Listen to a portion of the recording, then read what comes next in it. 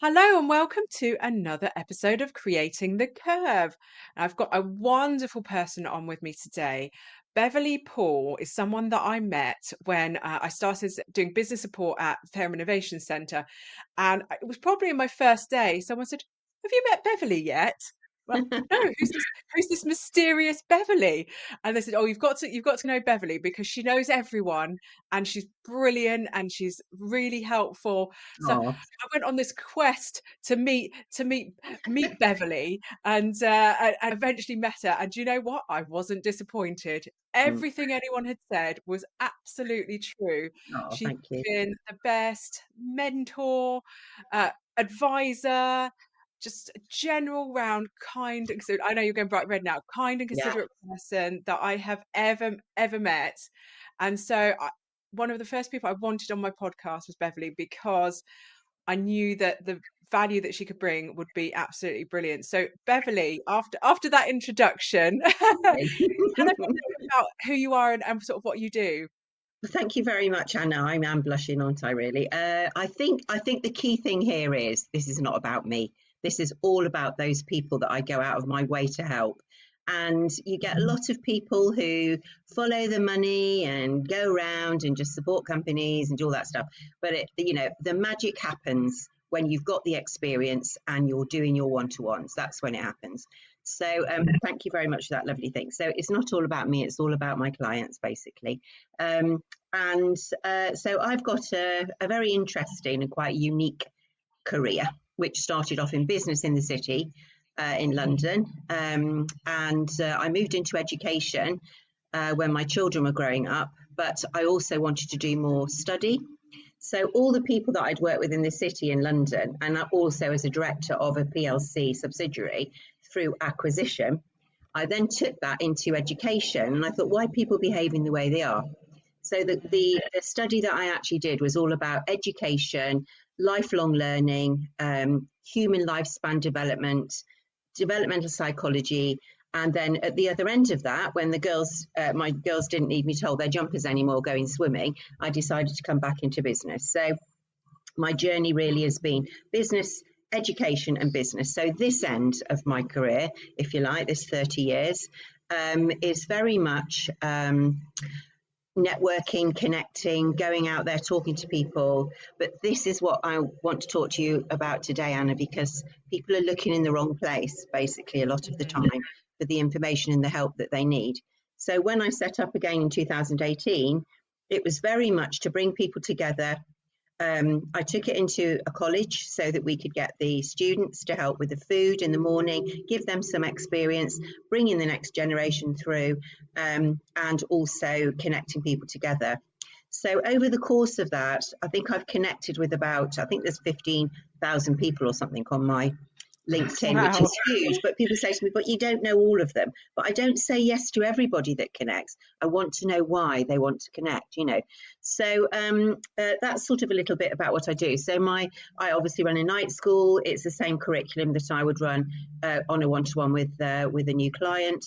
My clients have ranged from startups to growth, but since lockdown, I've changed that slightly to be growth because companies got a bit stuck. But the startup market is one that's very, very close to my heart, and I think you can make a massive impact if you start early with the right mentor like yourself in your role. Hmm. Yeah, So, absolutely. so the sort of the end of that now is that I get people together. We talk about pains and gains. I would say I can make big impacts when companies are 2 to 3 years old, and 10 because that's when they've had the same bit in the middle that's the same, and they're going, well, nothing's happening, or we haven't got any new clients, or we're doing all that kind of Yeah. so it's usually take it all apart and put it all back together again. So that's pretty much what I do. Fantastic. And you sort of mentioning that sort of mentorship and support. And why is this sort of so crucial for STEM founders to get this support from people, and sort of what impact can it have? Okay, so I gave a little bit of thought to this actually, Anna, because I know that STEM is your industry, and certainly where work out of and bump into each other occasionally at Fareham, is that if you've got technical people, they've got this great idea, they've designed it, they've developed it, but those aren't always the business person isn't always there. So there's a couple of things I think about STEM startups is that you need to find out who your client base is and go and talk to them basically. And they don't hang out at local networking events. But what local networking events do have is people that you can talk to and learn from. So if you are networking, I think it's really important to have a sort of a criteria in your head of what you want that to be for, and to build your personal and your business profile. So I'm very much, what you see is what you get. And I think that that's a good way to go into your networking, because then people get to know you as a person and what your values are. So I think first of all is your values for people. With STEM creators, they tend to be more technical than business. So the model that I use is outside in, and you said from the inside of a jar. So I say always step outside that jar. So your business is not you. Your business is an entity that you go to every day, and you only have so many activity hours in that day to fill up. You can't do it 24/7 because you just burn out very quickly, which is what we see.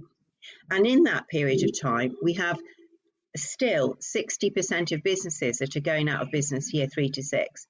And if that's the case, then what they're accessing either isn't working for them, or they need to find what does work for them by accessing mentorship, which is like yourself or me. So just on the point of that entity, if you think of the entity as being a house, you've got different rooms, and different rooms do different things. So one does marketing, one does finance, one does admin, and you've got to fill that up in your day. So if your granny phones you and says, can you pick up my laundry from the dry cleaners? You go, I'll have to do that actually on Saturday. So you can't be everything to anybody once you've got this entity going. You've got to make sure it works for you. So that would be that. And also finding topics that work for you. So if you're going to go along to lots of training courses, or, how I run my business through any of the banks, or any of the local authority networks that run these, the growth hubs, then you might actually then be, getting very motivated, and you take that idea back to your office, but then you go back into your technical mode. So you need the mentorship. And I'm a qualified mentor and I'm a qualified coach, and the difference is big. So if you need coaching, it's to help you along, get you to do the do, if you like. But with mentorship, I always call it my scaffolding poles. So I scaffold you while you practice what I've explained to you and have a go. And then I will tweak it as you go. And it has to start from a place of roots or foundations, just like a building would, in terms of a business plan. So if you don't know which way you're going, like an IKEA cupboard, which is my thing I use often, and you end up at the end of it with a screw out or a corner missing or something else, you then have to go back or take it all apart and see how it goes.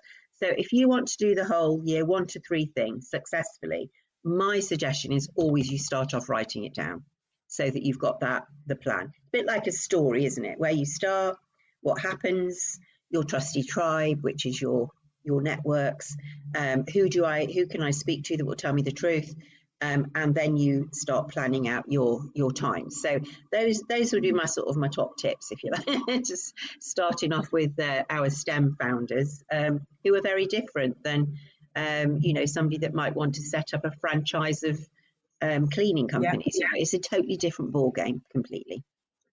It is. It is. I've spoken to a few people recently, and I just want to create my thing. I don't want to run a business because I keep doing this and I keep doing that wrong, and it's so frustrating for them.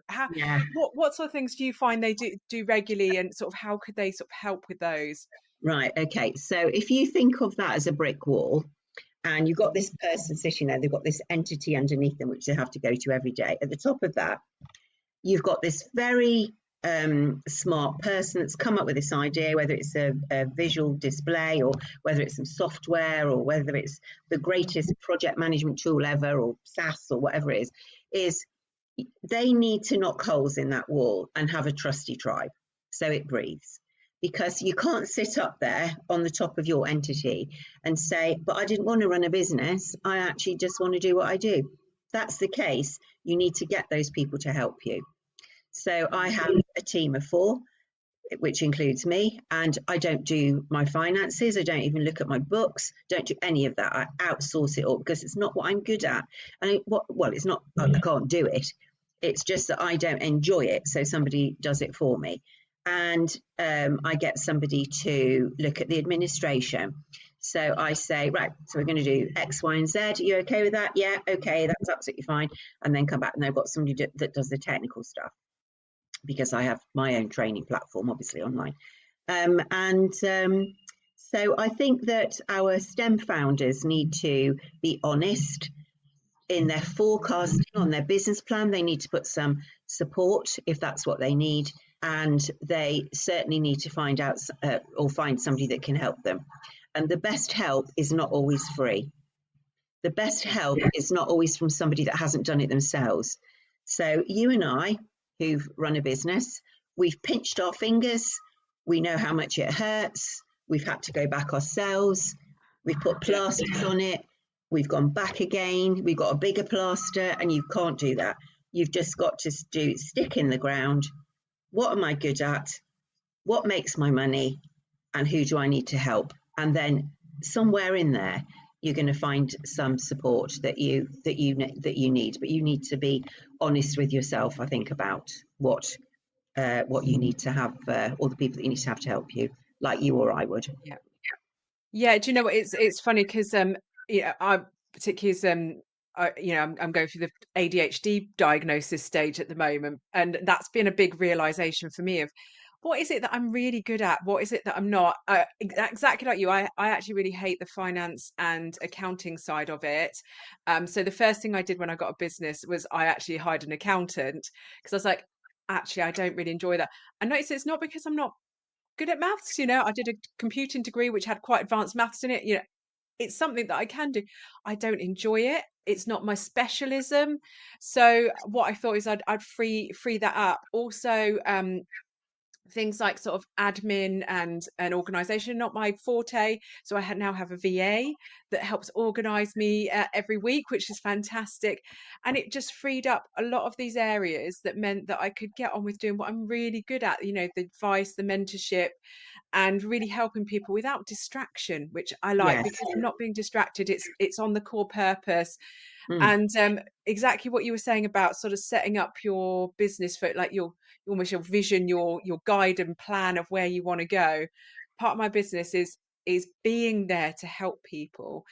Mm. And if I'm getting distracted by too much admin, then I can't be there all the time. I've just set up a Discord group to get people on. If I'm never on there and not answering questions, that's kind of not fulfilled my core purpose of my business. So Yeah. it's one of those prioritizing and understanding, like you said, what you're good at. I'm really good at training, coaching, and mentoring. I'm not so much of a doer. And so my company is really set up now to get the most out of how I can help people. Yes. And it's when I see, and I know that everyone can't always afford to outsource stuff, but when you can, yeah, do it because it's absolutely worth it. Or you use that as a first goal to get to. I want to outsource this thing that I can't do and I find really Yeah. hard. Yeah, exactly that. And it's like it's that roadmap. If you're going on a journey, if you're going to a safari next Christmas, let's say, you've got certain things you need to do to get there, and it's setting those targets, isn't it? Which is our business. And you sort of made a bit of a point there about having ADHD, and but you have superpowers. So I've worked with people that have got ADHD, and they have superpowers. They can hyper focus, they can hyper off focus. They can be very organized or disorganized, But the whole thing about people with ADHD, and you certainly do find a lot of ADHD in tech, actually, not Mm, doing a broad brush stroke there, but is because they are super intelligent, have got this great idea, and all of those things. And usually people will say, "Oh, I sometimes find it difficult to, to get through that block." And I say, "Well, that's absolutely fine because I understand from my own experiences that." People who are sitting on the spectrum somewhere is that, let me think of the right way to say this, is that they will be very good at creating what it is that they want to actually to do. And that support network that they need, they don't always know where to source it because they've always relied on themselves. And it's not that they can't do it, it's everything to do with ADHD and autism is very much it's just a way of being. They look at things in a totally different way. And they just, need some guidance and support. So maybe if you know that you're that type of a business person, that you look for somebody that understands that or has worked with people before, mm. or who is that person themselves. We have that trait in my family as well, so I understand how you have to be patient and let people work through things themselves, and then you give them some suggestions, maybe, that type of thing. So because nobody wants to be told what to do they want to be guided and sort of mentored into something. And once you've found the right mentor for you, it's great. I've got two for different reasons, so it's great. And that's the thing, isn't it? Even mentors have mentors. We all have this sort of this need. I'm a business advisor, but I also have business advisors that help me, such as Beverly, or people that, I've been to Beverly's night school. I go to a boardroom business every month. I have people around me that support me because even though I'm an advisor, I can't see, the saying that I love is you can't see the label from inside the jar. I'm still in my own jar. I can't see from the outside into my jar. So I need someone with that outside perspective. Mm, And it can come from anywhere. You can have a paid mentor who is experience with mentorship, but also, you can just get, could get someone from your industry who has been successful to just help you out, because some people will do that. Or just your communities. When I first started business, I didn't know where to go. I ended up going to my local business community and just met a load of people, and it was really useful. And you will find someone that you click with. I mean, I had a coach for a while, and they didn't know anything about ADHD, and they were really not a good fit, because when I said, "Oh, I can't organize myself," she said, "Have you just tried writing a list?" And I'm like, "Yes, I've tried writing a list." I bought And 10 I it, bought 10 notebooks and I've made 10 lists and I still haven't done it yet. exactly, exactly. In fact, well, someone from the centre gave me a new diary now, so I've got the shiny new diary. My old one's already forgotten. Yeah. And but then I've just found a new coach she specializes in ADHD, and it's a world of difference, because she understands how my brain works, but she's also teaching me how my brain works, because she's been an ADHD coach for a long time. So not only are we sort of sorting all my business sort of issues, but we're also sorting the frustrations I have with myself, but also understanding, like you said, my superpowers as well. So it's absolutely a world of difference between the Mm, two. And I feel like I'm making progress with someone that fits me really yeah. well, who I understand. I think it's going back to that networking you said, going out there, meeting some people and finding your mentor, or someone that knows you're a mentor. Like when you go to Fairham and everyone knows Beverly, and they're like, points you in your direction. Oh, thank you. So I think So also, just talking about finding yourself a mentor, is that you have to set your boundaries as well. Because what sometimes they do is they think, or they put their trust in other people and it doesn't work. So mm, if you are that person and you've tried that before, or you think that's the right person, or you don't even try it, so you have got your boundaries, really firmly in place. Is sometimes it's yeah. just to have you go, And thinking about STEM founders, you just sort of, I had a thought there. Do you think that just general STEM founders, whether there's a bit of a toxic culture with founding a business, and I've seen it quite a lot at the moment, where there's this, maybe it's social media, where you see this sort of hustle and grind culture. You see the end of people's journeys, and they seem to be going it alone. I'm going it. On the grind every day. There's no chance of failure, because failure is a bad thing. This is what they tell everyone.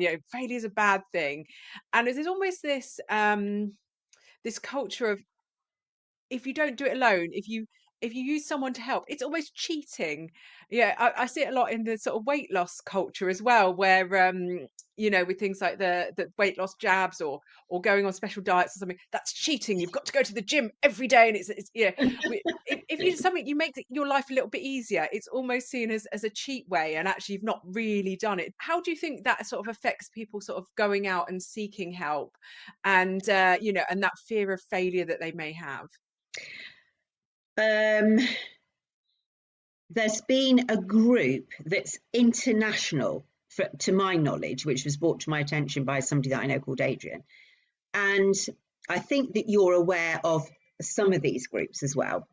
I'm not going to say it out loud, but it's FUCK Up Group. And these groups were pulled together from people who'd failed in business. And it is an Yeah. absolute ground for recruitment for brilliant people. Because a lot of the time, technical people fail because they don't have the support they need. And Mhm. these groups have now become great places to recruit technical people for their businesses. And the thing is with failure is it teaches us it doesn't matter. When you're a child and you got on a bike, you fell off. Is that Mm. young failure? You get back on and you have another go. It's knowing when to stop getting back on, or when you say, can you help me? Can you put me some stabilizers on? Can you just hold the back of my belt for 5 minutes till I get my balance? And I think that would be a good way to put it is, just because you're a grown up, it doesn't mean you can't show your vulnerabilities, like riding a bike when you're 6, type thing. You've got to be able to do that. And I think I posted something up last week, and on my social media. It was something that was quite personal. Got like thousands of people all over it, and 10 million DMs, and all this kind of stuff. And it wasn't meant to be a sort of sad post. It was meant to be, you really need to look after yourself, because I always think about other people first. And then social media has got a lot to answer for, because when people are scrolling through their phone and they're taking on board all this information, you're not actually processing any of it. Your eyes are seeing it, it's going into your head, and you become totally overwhelmed. So it's having that screen time, it's having that, what am I actually looking at? Whatever you look at, it will show you more of. It's like LinkedIn doesn't care about your business. I was reading the other day, it's an algorithm, and it doesn't like it if people send people off to another place. So, people, and then people say, "Oh, is that why people put the link to their bio in the comments?" Type of thing. So you've got to be sensible about your business and your failures and your successes, which is why when we do boardroom business, we go around the table and we say, "Got any wins this month? What are our failures?" Oh, you never guess what I did last week. But it's a Yeah. safe place to do that. And under NDA, if you've got a really good peer group, like you were saying, go and finding these people that can help you. That's why I wanted that group set up. So Mm. it's not like networking particularly. It's more to talk to other business owners about the pains and gains. Different people come every month. It's not always the same group, which is great, because then you get to hear other people's stories, and that's the sort of networking group that you need. Like the artisan behaviour that I've just mentioned to you, and getting together and talking to other people. But also, you pointed out yourself just now. Find another STEM person that's setting up. Mm. What pains have they got? It doesn't have to be 10 people in a room. It can be 1 or 2. Yeah. They can become your trusty tribe. But the thing is, you can't be that precious, because if nobody can see you, nobody knows you're there. So you've got to put yourself out there into social media land, unfortunately, or you choose 3, which is what I would suggest, specific areas that you want to focus on for where your clients are, in other words, your business clients, and then you work on those 3. But you do it in campaigns. So for anybody that runs a tech company, they will work in much more of a methodical way. So if they think of things in terms of campaigns, what do I want to achieve? How am I going to do it? What do I need to get there? My scenario of going to a safari, I need my money, I need my jabs, I need my clothes, I need the right shoes, I need all those things. Key fundamental things that make campaigns work. And once you've got your 3 and you've got your campaigns in action, then what you've got is a really good chance of getting that first 6 months out of the way. So you Yeah. can't just get up in the morning and go, right, I'm going in my garage, I'm going in my spare bedroom, I'm going into the shed, to start this business. And you've got this great idea and you get it all going, and then you need some customers. Because as our friend John always says, nothing happens until a sale is made. So you've then got to be a salesperson, and that doesn't always come naturally, does it, to people? So I think boundaries, having your campaigns organised, choosing your trusty tribe, having a proper plan in place, and if you have to, have a part-time job while you do this setting up thing, so that you've got some income and you aren't beating yourself up about your slush fund that's going out the window, or bootstraps, and whatever else it is that you're using, and to make that proper plan. So running a business is not a walk in the park, is it? It's an entity. Yeah. You need to treat it as a separate thing to your life, and because a lot of people have families and children also that they have to care about. No, it's very true. And I think with business, when I set mine up, I felt like, oh, I can't fail. I've got to be very linear with it. So there's this linear growth, isn't there, as well? You've got to grow and grow and grow, and you can't shrink and then grow. And it's really interesting, the sort of perceptions we have of business. And actually, Mm. with my business, it's been sort of bigger, it's been a bit smaller. I work, at different places, and I've had part-time work, and it's been actually really nice letting go of all of those pre ideas of what a business should do, and actually, right now, my son's quite young. I just want, it's I'm making it a little bit easier. I'm not doing the grind and the things that you see on social media, and actually what is right for me right now, because there's this sort of preconception that you have to grow and grow and grow and grow, and not stop, just keep going, and actually they plateau, they shrink, and sometimes have to make redundancies, and then you grow again, and it's all very sort of up and down, rather than this one path going, and there's lots of obstacles in the way. I mean, this reason I called this creating the curve, because I sort of based it on the technology curve. And, the technology curve looks like it's this nice smooth curve that goes upwards. But actually, if you looked at it closely, there'd be little walls and bumps in the way, and probably a little dip and Yeah. everything. We're looking at it from a distance, but actually, if you look up close to businesses, they are, like you said, they're hard, they're messy and difficult. But all those little bumps that are in your curve, Anna, are little obstacles that you just need to move out the way. So when Yeah. you've just also talked about growth doesn't have to be people, it doesn't have to be, a bigger office, it doesn't have to be all those things, because that just makes more pressure and stress until you're in a position that you can do it Mm. comfortably. So growth can be things like getting a B Corp status, or growth can be like, putting in place some sustainability goals. It can be being in the armed force covenant, So you can grow your business with as an entity, with other things as well. So you become more of a credible person. You join associations that are part of your network. Your social value, you show that, the value that you bring. Mm. And a lot of tech companies have government funding a lot of the time, with grants and things like that, or competitions that they might win through government funding, and with that comes a social responsibility. So growth can also be sort of measured as the way that you do your business, in other words, or the things that you have in place that create the value proposition that you're actually offering to your client. And And then what companies do is they go, oh, Anna's got the same value as me, which I know you do. So, we'd be happy to do business together, that type of thing. So Mm. we've got other people's interests at heart. We know that we can do what we do. And people, broad brush people that call themselves mentor. And some people spoil the industry for other people because they aren't doing it right.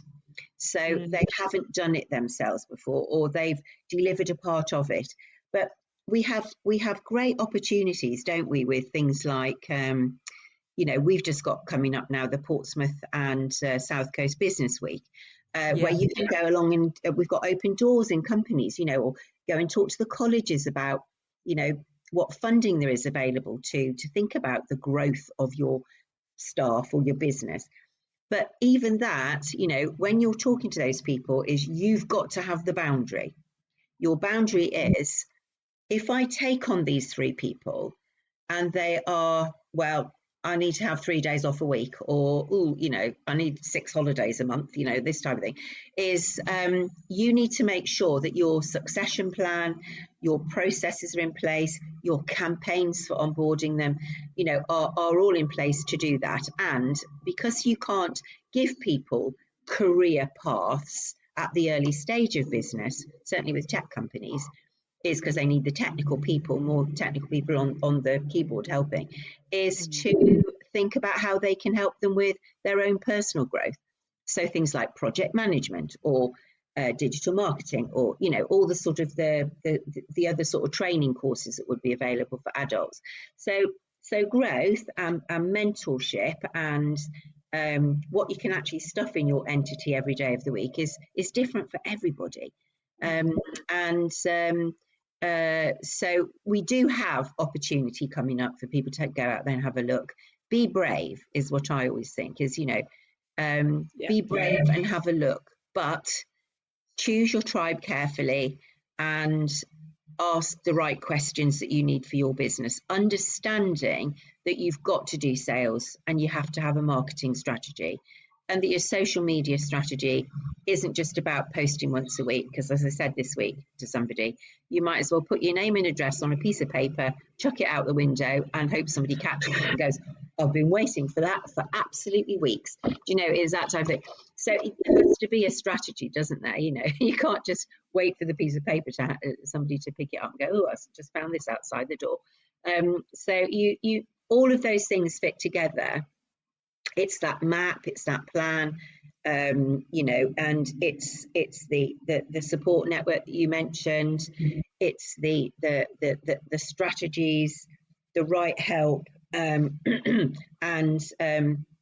I think something that you mentioned on a note that I read, which was about scaling smartly, is don't do something until you know it's the right time. Go, well, I must do this, otherwise, like you just said, I've failed. I must do this, otherwise everybody will think I'm hopeless. Well, that's not the case, because sometimes your vulnerability will show people your value, Yeah. and what it is that you're trying to get across. But for some of the STEM people that you and I know, or are supporting at the moment, is everybody in your company needs to be on the same page. You need to have the same Mm. value, and that's your culture. And if you've got a culture of supporting each other, um, that you can have a Friday off if you need it. Everybody needs to be in that same entity. You've got to have that right.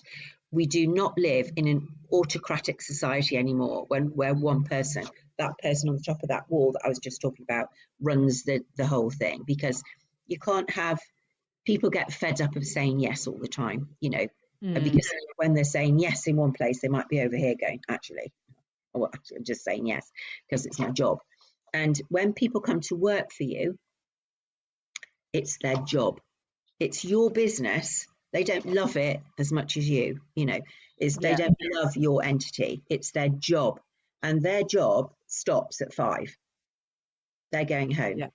And you need to make sure that the staff that you've got are all, understand the culture, understand the internal comms, understand the the employee engagement program, so that everybody is a comfortable fit in your growing or scaling smartly business. It's their job. It's your business.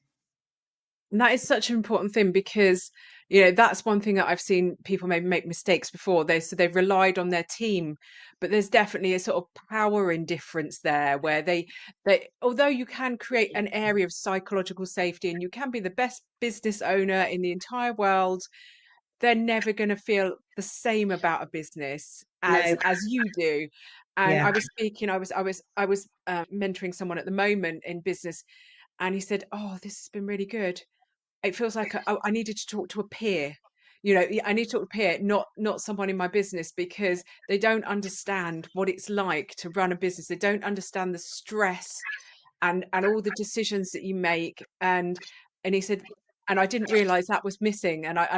He said, now I've spoken to you, I know, peer to peer, we can be really honest with each other. I don't have to worry about not telling them stuff because, I don't want to think the business might close or that I'm not a good boss, or admitting too many of those vulnerabilities to them. And yet we had a, 3 hour, very big, frank conversation. And mm, it was very different to anything he'd ever had, because it's that sort of power balance. It's about caring, and mentors, they're almost sometimes take on that almost co-founder role, don't they? I'm sure you felt similar, where you're like, I'm there with you, I'm taking this journey yeah, together. yeah. I draw a lot of spidergrams for people basically, Yeah. and what that does is it gives them clarity. So if anybody read anything about what I offer, it says I offer clarity. I take things apart, put it back together again, and offer clarity. But I draw spidergrams quite a lot, because if you draw something, people can see it. If it's in their head, if they're living in their head, like you just said, and it's that offload. And I've got a whole book full here. My new notebook, Anna, is full of spidergrams of people that I've spoken to give them some insights, some ideas, and to really hone in and focus on what it is they want to do, because other people won't do your business for you. I was in a large company the other day, turning over, it was a tech company, and somebody had asked them if they would introduce them to their clients, not because there was a product similarity, because they had the connections. Well, Mm. if it's not in your interest and your business is in scale smartly growth, you're not then all of a sudden going to say, oh, by the way, I've got this mate and he's got this product. It's not how business is. What that person could do is to create like a lunch or a tech dinner or something like that, because Mm. people want to be treated right in the right environment, and that's a discussion point. So if you want somebody else to offer your product, they're not going to do it just as a favor. When I connect people, I think we've done about now 8 pieces of work from the boardroom business session that we run, as you attend with me. And that's great. That's what it's about, But you can't just pick up the phone and go, could you introduce me to your technical clients? Because it's not going to happen. Yeah. You've got to make that happen by being clever, being a business person, being open and talking. And I know that there's a tech group in the Solent region, which is just starting up again, which I'm going to go to. And that's been dormant for a little while. And there's a ladies tech group, which runs out of the science park. There is a lot of places that our tech founders can actually go and take on board information, but always to remember that other people's businesses are not yours. They're Yeah. different. The value is different, the ethos is different. They haven't fell off the bike as many times as you, maybe. Like you were just saying, you've lived the walk, the talk, pinched your fingers, done all that stuff. So it's important that you find the right mentor for you, I think. I think the one thing that a lot of people struggle with is finding all of that help, because we've mentioned a lot of help here, just in our region. So I live in Bournemouth, for anyone that doesn't know, and then I work here. I work from Bournemouth, but I also work in Fareham as well. And just in those two areas, I mean, Fareham, like you said, you've got the Portsmouth and South Coast Business Week. There's often, Fareham has business breakfast. There's often courses. I'm working with up there the college, South Coast. South Hampshire College Group. I keep calling them the wrong thing. Yeah. Sorry, if they're listening. South Hampshire College Group, who have just had funding to help businesses, and people can get 3D printing from them. They can use their services. And you mentioned that the tech group that's starting up. There's also, the new security and defence cluster. There's the Women in Tech. Like, just in that little area, and down in Bournemouth, we have You Are the Media Group, which is for sort of marketers and digital people. Like, there is hundreds of stuff around, and yet it does seem quite difficult to find it sometimes. You do a Mm, bit of a Google, and you're like, I'm not sure what to search for. Networking groups, where to find it. What's your advice when people are starting? They've literally got Google open. Are like, what do I yeah. do? Where do I go? Yeah. What's your sort of solution for that? Well, they could ask you and I, Anna, couldn't they? So I have quite a lot That's of very people that true. message me, yeah, and they say, Bev, can you tell me where I should go and network? So I had a conversation yesterday about this. We were talking about networking. And this particular person was offering a service to more larger companies that have teams. So I said, well, if you're going to that network that you've just told me about, is your client there, or what is it that you're looking to achieve from it? So when people say to me, where shall I go networking, Bev? I give them a range of networking events suitable for their industry, and then say the only way to do this is to have a go. So you just mentioned about Bournemouth. I mean, I set up LinkedIn Local Bournemouth and Poole. It was the second most successful program in the UK. The other one, the most successful, was in Portsmouth, which is still running. Um, and there's over 1,500 companies that follow that. But it's an Mm. extra job for me to run the LinkedIn Local, so I just would tend to do it quarterly. But you've got to go and find out where your people are, and if you need help with something like Solent University, for example, they have a creative section there, and that you Mm. can actually apply for £5,000 to help you to create your business profile, logo, brand, all that sort of stuff. And they've got a creative area in there where the students help you. But you get your own little team. There is Yeah. help out there. There's help out there from the academic industry, if you like. You've got your colleges who've got funding. They're always good at getting funding for, supporting businesses with staff growth or training, and helping you to find out where you can actually find funding for your apprenticeships, if that's what you want to take on. So it depends, really, doesn't it? Tech Mm. companies will be different.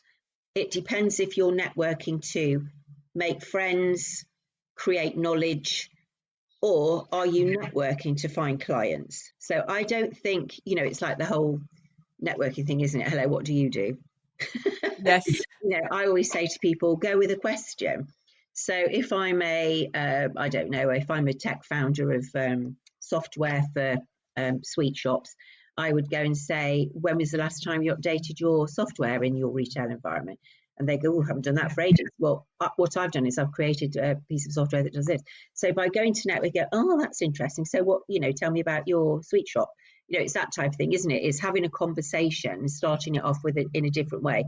Because whilst you're saying across the table with your 1 minute pitch what you do, the person on the other side isn't listening. They're actually thinking about what they're going to say when it's Yes. their turn. So, aren't they?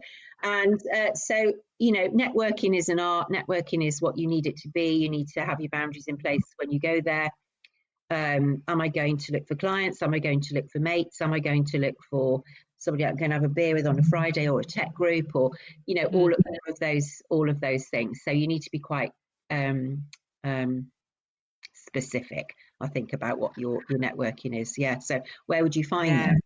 hang out with the people who are like you, which is helpful in terms of knowledge development. If it's not a place to go and particularly find clients unless you're collaborating or doing something that's similar.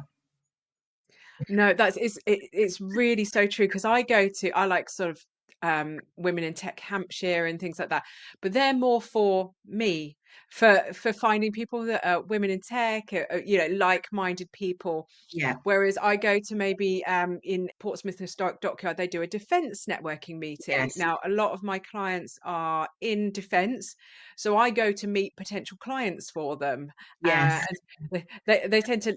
I tend to sort of help them a little bit in that area. So people that can't get out of the office or are a bit nervous, I'll be their advocate instead. So, yes. and I will go, I've got Oh, this that's client. Oh yeah, I think you should meet X, Y, and Z. And it's a bit like I used to be in PR, and we'd go and pitch 5 clients to a journalist, and we'd just go, "Oh, I've got this selection of clients, and this is their story. Are they of interest?"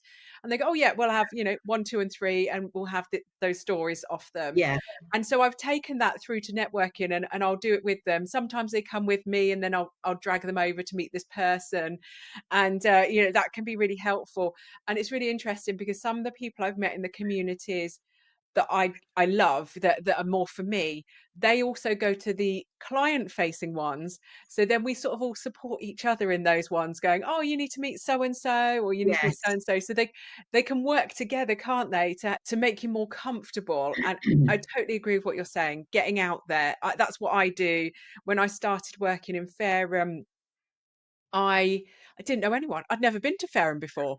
I didn't know where it was, and I turned up there to do some to put business support, and I was like, I don't actually know anyone in the area." So, yeah, everyone sent me your direction, Beverly, and then I was like, right, what networking is around? And for yeah, me, what I did is I joined the local council mailing lists. yes, I scoured Eventbrite and then just asked people at the innovation center, where do you go? What do you do? And just sort of slowly just started finding out exactly what you were saying about the colleges and the yeah, universities. They were brilliant in going, "Oh, mm, did you know this is on? Do you know that's on? And we offer this." So it's just going out there and talking to people. And actually, people don't expect it to go to education and find business help, and that's the thing, sometimes they don't shout loud enough about it that they offer this help. So you do have to go on a digging exercise yeah, sometimes, you but do, yeah, they said they are, Solent University did £5,000 innovation vouchers, absolutely brilliant, mm, and mm, the five stuff with Further Education Innovation Fund that Hampshire College Group are offering, where you can get quite a significant amount of help through it's the Innovate UK funding. So it's absolutely brilliant. And we've had, I think, at the centre, we've had at least 10 people from one got a workshop on team building and how to communicate. Another got a marketing plan. Another one's been using their 3D printers. yeah, There's been all sorts of stuff. yeah, It's brilliant, and yet it's not. We struggled to get people on the programs because they didn't know existed. yeah, exactly. And and they're not spending all of their time on social media doing that. So I think that it's about, like you were saying, get yourself onto the mailing lists. Actually physically going out there, connecting with people like yourself and me. Going along to the college events if they've got some running. And also the universities run some of the government programs, help to grow programs as well, which is training, and they come up free a lot of the time. So there's a whole bunch of people out there. You've got around us in Hampshire, we've got the NatWest Accelerator, we've got Barclays Eagle Labs, we've got a Mhm. whole bunch of stuff. Southampton Council, run their skills group. So there's a Yeah, whole lot of stuff. Southampton University, you can go and find out about your intellectual property and trademarking in there. They've got a department there. So yeah, you've just got to go out there and sort of find where all that stuff lives. Or if you want a shortcut, ask me or you. absolutely, absolutely. I feel on that note, Yeah. how can people find you? So if they were interested in working with you, how can they find you, online or, in person? How's the best to get a bit of Beverly time? Right. Well, everybody says I behave like a whirlwind, which is probably true. But and I generally tend to work on contracts, which means I'm either very busy or I, say my books are open at the moment for March, etc. So it's a good time to contact. But you can find me at aspireforbusiness.com, which is the name of my company. Or you can find me on LinkedIn. I'm there to be found as Beverly Poole Business Builder, which is effectively what I do most of the time. And it would be an absolute pleasure to help people. But I'm very grateful for you asking me to come and chat to you today, Anna. And it's always a pleasure, and you're always welcome to come along to my things, as you know. Yeah, absolutely. It's been so good having you on. I have, you were one of the first people that I thought of because, yeah, it's this sort of mentorship and nurturing that really makes the businesses, at the innovation center where I offer business support. Their business success rate is much higher of rather than, because you were saying about Yeah, the closure rate. I think it's about 50-60% of businesses close within by the end of the third year. yeah, And, our success rate is, a sort of 5% closure. So it's much, much reduced. So, yeah, this support does work if you go out and ask for it and help and get it. And it's there. A lot of, there is some free help and then there's some paid help and there's, get a mixture of everything. And, yeah. that's the best chance for success. And the figures tell us that, people that have been on, accelerators and things, they tend to do much more successfully than people that just go out alone. Mm. So you know get Beverly along, or if you want to join my marketing, not my marketing, don't know what I do anymore, do I? It's been a busy week. My membership service. And come along there and join us. And if you want to get hold of me, I'm Anna Bravington on LinkedIn, same as Beverly. Find us easily because we're always on there. Or creating the curve.co.uk for me as well. But thank you, Mm. Beverly. Have you got any last thoughts that you want to share with the audience? Well, last year I had a look at what I was offering to companies, and I've broken it down now so it's accessible to everybody. Mm. I have something that is affordable for everybody so that I can help as many companies as I can.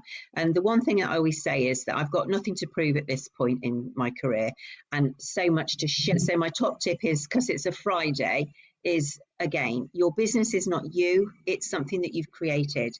So, that thing that you've created just needs love and care. And treat every room in it with a different topic and work on one topic at a time. You can't do it all. You've got to just focus on one thing at a time, and you've only got so many activity hours. So that would be my final thought: is have the weekend off, give yourself a break. Love it. Love it. And that's so true. And I shall try and take note of that myself because I'm terrible at overworking at the weekend. Yeah. Thank you, Beverly, for coming on, and thank you Oh, everyone for listening. And we'll be thank back you. with another episode in a couple of weeks.